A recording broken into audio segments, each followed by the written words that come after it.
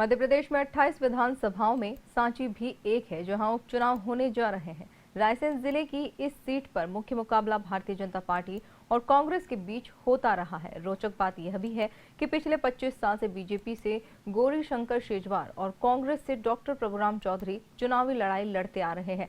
बारी बारी से जनता दोनों को ही चुनाव जिताती रही है। अब डॉक्टर प्रभुराम चौधरी के भारतीय जनता पार्टी का दामन थामने पर शेजवार चुनावी दुश्मनी भुलाने की कोशिश में लगे हैं और वह हराने वाले प्रभुराम को जिताने का दावा अपनी पार्टी से कर रहे हैं। प्रभुराम का मुख्य मुकाबला कांग्रेस के मदन लाल चौधरी से है। तस्वीर इस तरह दिखाई जा रही है जैसे बीजेपी कार्यकर्ता सब कुछ भूलकर कांग्रेस से आए प्रभुराम चौधरी को जी जान से जिताने में जुट गया है। क्या बीजेपी कार्यकर्ता ने प्रभुराम को अपना लिया है? मुद्दे क्या हैं? अपेक्षाएं कितनी हैं? इन सब सवालों के जवाब तलाशने की कोशिश की भोपाल के हमारे सहयोगी संजीव श्रीवास्तव ने।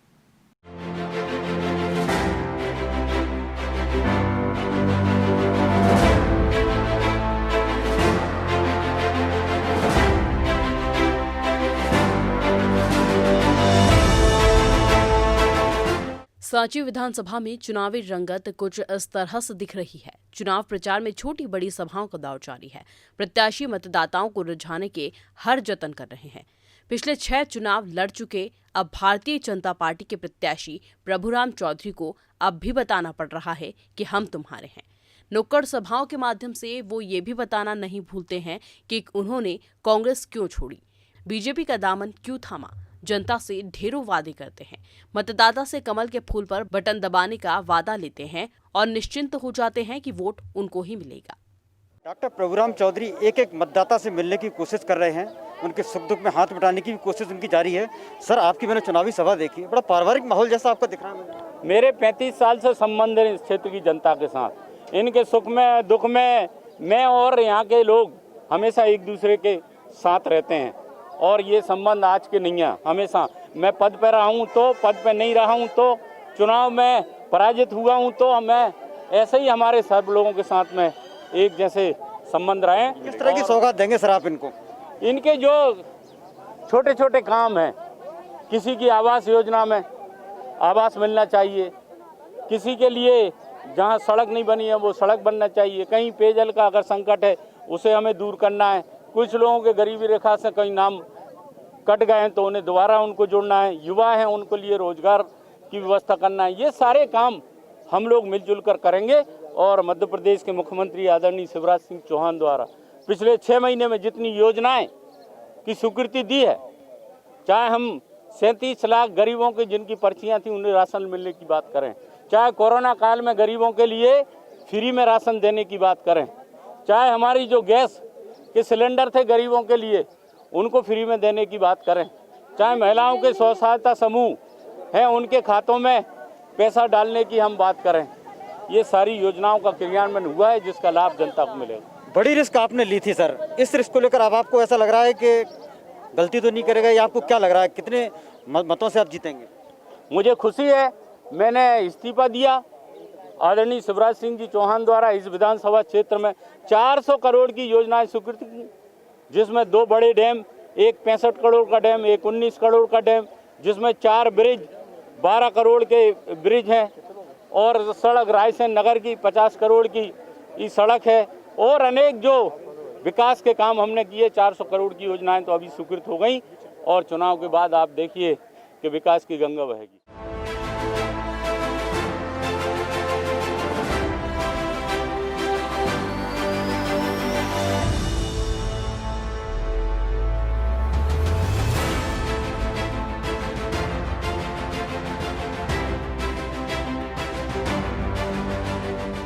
अब उम्मीद कांग्रेस को भी है, जीत का सहरा उसके सर ही बंधेगा।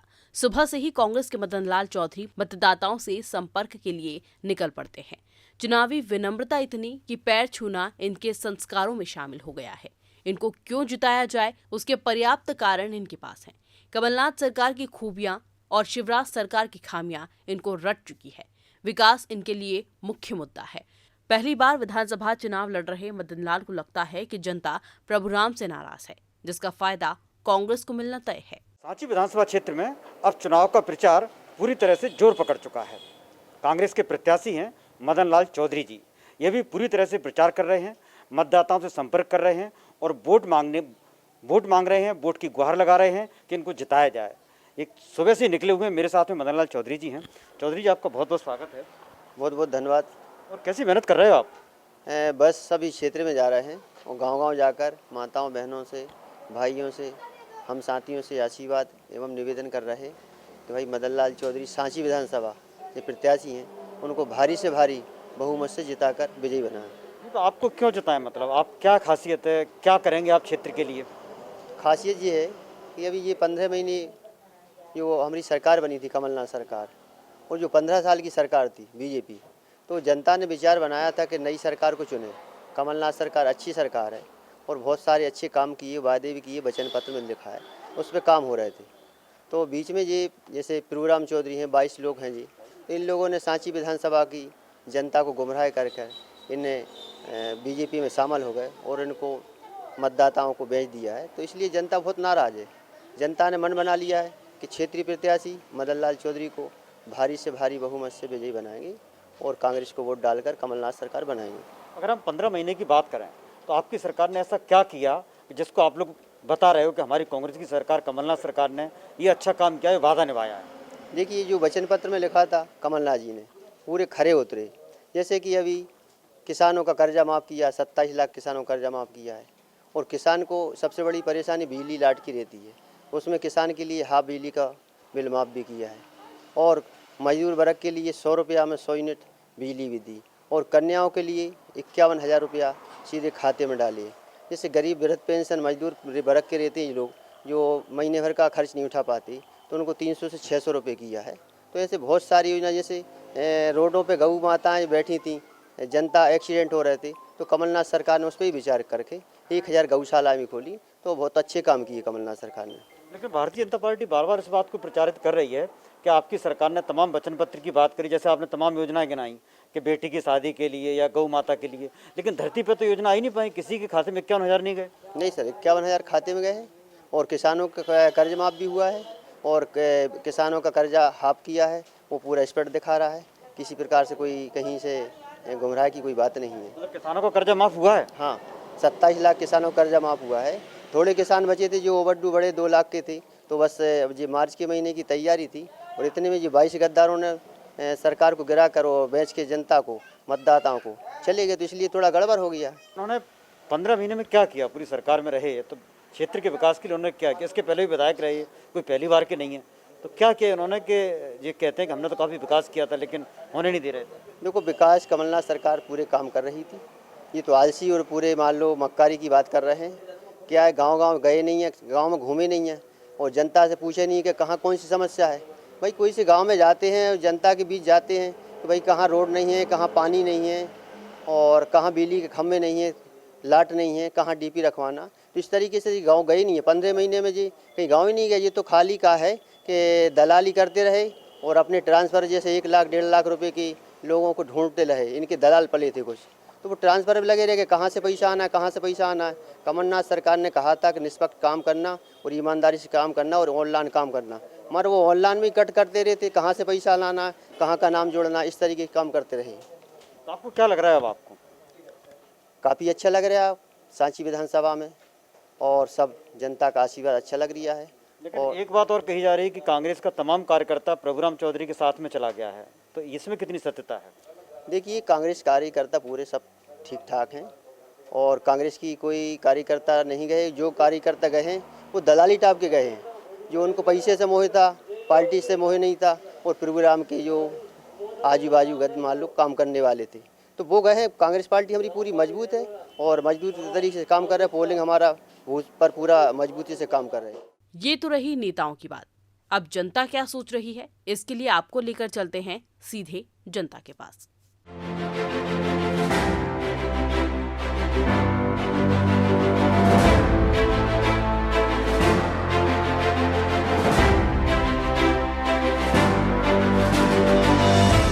सांची विधानसभा क्षेत्र में मतदाता क्या सोच रहा है, आइए मतदाताओं से जानने की कोशिश करते हैं। दादा, आपके यहाँ चुनाव है, क्या लग रहा है? चुनाव है, क्या लग रहा है? चुनाव का हम तो कट्टर कांग्रेस ही थे, मनवा बीजेपी मारा है कट्टर कांग्रेसी हते हम, अब बीजेपी में आ रहे हैं। मतलब प्रभुराम चौधरी बीजेपी में आ गए तो आप भी आ गए BJP? आप भी आ गए, हम भी आ गए। नहीं तो ऐसे कैसे, मतलब तुम्हारा मन कैसा है, मतलब मन से ही, मतलब अपने मन से ही अपने द्वार ही। नहीं तो अभी बताओ कि अभी तक तुम गाली देते रहे, अब तुम फिर से बीजेपी में आ गए, बीजेपी के लोगों को तुमने गाली दी, उनको हरवाया, अब फिर कैसे, मतलब एडजस्ट कैसे कर रहे हो? भाई वो ऐसा कर रहे हैं अर्जेंट कि जब सब लोग ही मतलब उधर घुस गए, मतलब पूरी पार्टी छोड़ कर घुस गए, फिर अपन अकेले क्या करेंगे सर? फिर अपन अकेले क्या करेंगे? अभी तो पार्टी में हमको नेता ही नहीं बचो। चौधरी जी के साथ में हैं, आपको क्या लग रहा है, जैसे उन्होंने बताया कि सब लोग चले गए सब बीजेपी में, तो इससे क्या असर पड़ेगा क्षेत्र में? क्षेत्र में इससे कोई असर नहीं पड़ेगा साहब, कोई भी कहीं चला जाए उससे कोई असर नहीं है। आई सुन में तो यहाँ पर मूड क्या नजर आ रहा है मतदाता का? मतदाता का ये है कि इस समय कसमकस चुनाव है इस समय। जी हाँ, कोई किसी की नहीं कह सकता कौन जीतेगा कौन हारेगा। नहीं, लेकिन जैसे कि यहाँ पर 35 साल से हम देख रहे हैं कि शहजवार जी, आज तक 35 साल से आज तक क्षेत्र में कुछ नहीं किया। प्रताप भानु शर्मा के टाइम पे लाइट दी उनने, स्कूल दिया, चौकी दी, और बाकी जितने भी मंत्री मिनिस्टर रहे यहाँ पे आए हैं, खा पी के चले गए हैं, कोई ने कुछ नहीं किया आज तक। किसी ने कुछ नहीं किया है। मतदाता की ये नाराजगी है कि कोई कुछ करता नहीं है। क्या लगता है यहाँ पे कुछ विकास हो पाया कि नहीं? विकास हुआ है, विकास हुआ है। विकास हुआ है, और पिछले 15 साल के बीजेपी के शासन में बहुत कुछ विकास हुआ है। अगर प्रभुराम चौधरी ने पार्टी छोड़ दी तो अब इससे क्या असर पड़ेगा? प्रभुराम चौधरी ने पार्टी छोड़कर प्रभुराम चौधरी ने एक त्याग किया है, एक त्याग किया है। दूसरी पार्टी भले ही वो कांग्रेस में थे, पर एक त्याग की भावना लेकर वो इस बीजेपी में आए हैं, और उनका अच्छा वर्चस्व है। त्याग की भावना लेकर आए थे, तो कहीं ना कहीं इनको लगता है कि त्याग की वजह से जो प्रभुराम चौधरी को फायदा भी होगा। आपको क्या लग रहा है, ये क्षेत्र में आपके लिए कुछ हो पाया कि नहीं हो पाया? होएगा सर। नहीं, अभी तक क्या हुआ है यहाँ पर? सर सब कुछ करवा दिया उनने, गरीबों को लॉकडाउन में पैसा भी दिया, अनाज भी दिया, फ्री में वितरण किया, और क्या चाहिए?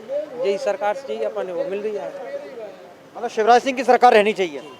जी बिल्कुल, इनको जैसा कि इनकी जो ज़रूरतें थी वो ज़रूरतें कहीं ना कहीं लोगों की पूरी हुई हैं, चाहे वो अनाज की बात करें या दूसरी चीज़ें, जैसा कि आप देख रहे होंगे कि मतदाताओं ने जो बताया है वो ज़रूरतें कहीं ना कहीं इस सरकार ने पूरी की है।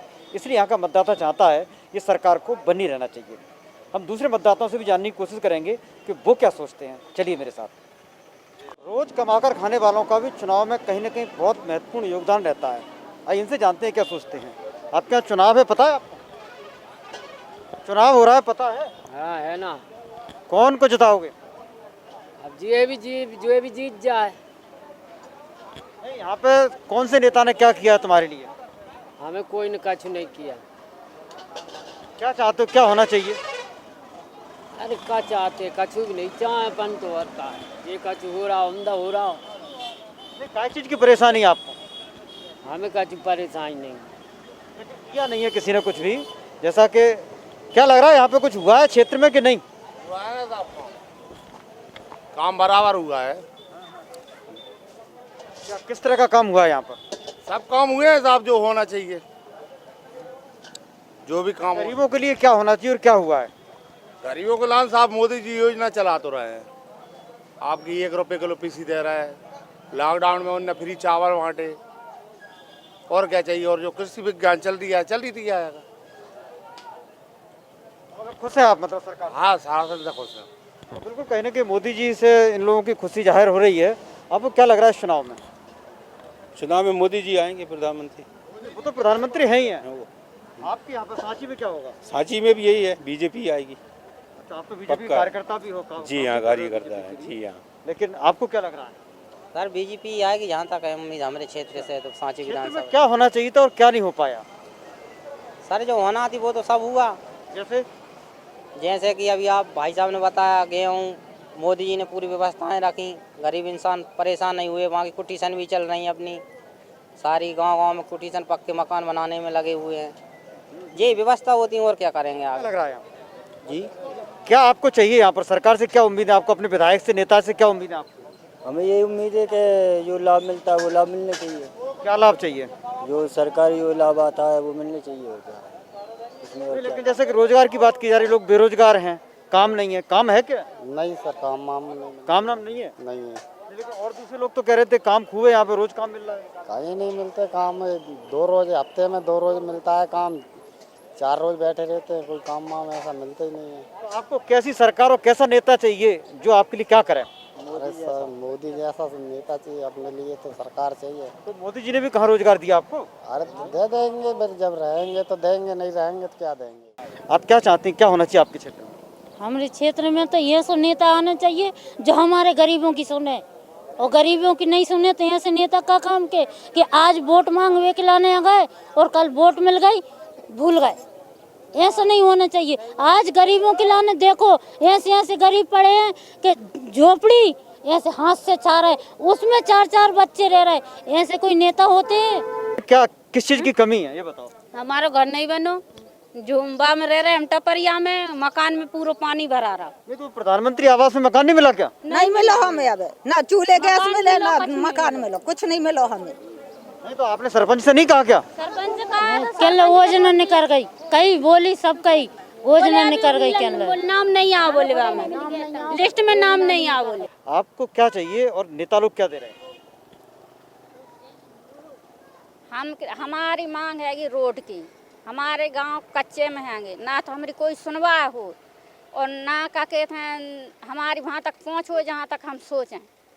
इसलिए हम परेशान हैंगे। तो हम लोग क्या वजह है वो, कोई भी भाई पहुँचे वोट वाले, तो हम लोग क्या वजह है वो कि हमें पहले वोट चाहिए, रोड चाहिए। इतने नेता आए, इतने चुनाव हो गए, तो किसी ने रोड नहीं बनाई क्या? जी नहीं बनाया रोड, जाके देख सकते हैं। कच्चे में हैगा और बहुत परेशानी आती है। और पानी की क्या दिक्कत है? पानी है कि नहीं? नहीं है गांव पर, गर्मी में पानी नहीं होता। गर्मी में पानी नहीं होता तो क्या लगा है? हैंडपंप लगे हैं कि कुआं है? हेड पंप हैंगे, बंद हो जाते हैं चलाते चलाते। हैंडपंप सूख जाते हैं। हाँ सूख जाते हैं। रोड नहीं है हमारे उधर, रोड की दिक्कत है। ये नेता लोग जो कहते हैं कि हम साहब ये करेंगे वो करेंगे, तो कुछ करते नेता कि नहीं? कोई नहीं करते, कुछ नहीं। सब वोट के दाना जाते हैं कि हमें वोट दे दो, भैया जी कहेंगे और हमें वोट लेके और बदल जाते हैं। चुनाव के समय सब नेता दिखते हैं। हाँ, चुनाव के बाद जो नहीं देखे कि गरीब आदमी कहाँ चल रहा है कहाँ नहीं चल रहा है। कीचड़ बहुत पड़ती इतनी। पेंशन मिलती है बुजुर्गों को? मिलती है? मिलती है। कितनी मिलती है? 600 रुपये। 600 रुपये मिल रहे हैं। तो आपको और क्या चाहिए, क्या होना चाहिए? रोड भी चाहिए और पानी की व्यवस्था भी चाहिए। ये जो महिलाएं हैं, खास तौर पर गांव की जब हम बात करते हैं तो गांव में जो पानी भरने का जिम्मा है वो महिलाओं के ऊपर ही रहता है, और सालों के बाद में भी इन महिलाओं को जो परेशानी का सामना करना पड़ रहा है वो पानी और सड़क का है, और दूसरी योजनाओं की तो बात ही कुछ अलग है। हालांकि इन महिला और पुरुष मतदाताओं की समस्याएं कोई अभी की नहीं है। सालों से इन समस्याओं को लेकर सरकार को ध्यान दिलाया जा रहा है, लेकिन चुनाव बाद काम हो ही नहीं पाते। तो ये थी सांची विधानसभा उपचुनाव की ग्राउंड रिपोर्ट। जैसा कि हर क्षेत्र का मतदाता चाहता है कि उसका जनप्रतिनिधि, उसका नेता ऐसा होना चाहिए जो उसके सुख और दुख में साथ में खड़ा रहे, उसकी ज़रूरतें हैं उनका ध्यान रखे, इसके साथ साथ जो तमाम सरकारी योजनाएं चल रही हैं उन योजनाओं का वो लाभ दिला सके। अब देखना ये बाकी होगा कि जो मतदाता यहाँ पर अपने नेता को चुनेंगे वो उनकी अपेक्षाओं पर कितना खरा उतरेंगे। कैमरामैन उमाकांत व्यास के साथ संजीव श्रीवास्तव, डिजाना न्यूज, सांची। अब हम सांची विधानसभा पर एक नजर डाल लेते हैं। यहाँ पर कुल मतदाता 2,40,775 हैं, जिसमें से पुरुष 1,28,374 हैं और महिलाएं 1,12,352 हैं। अन्य जो हैं वो 9 हैं। अगर हम यहाँ पर जातिगत समीकरण की बात करें तो लोधी जो है वो 26,000 और मुस्लिम 27,000, हरिजन 25,000, किरार 17,000, बाकी के अन्य। और यहाँ पर कुल मतदान केंद्र 365 हैं। डॉक्टर प्रभुराम चौधरी डॉक्टर गौरी शंकर शेजवार से 5 बार चुनाव लड़े। प्रभुराम चौधरी शेजवार से 2 बार जीते और 3 बार हारे। 2018 में गौरी शंकर शेजवार के पुत्र मुदित शेजवार को हराया गया।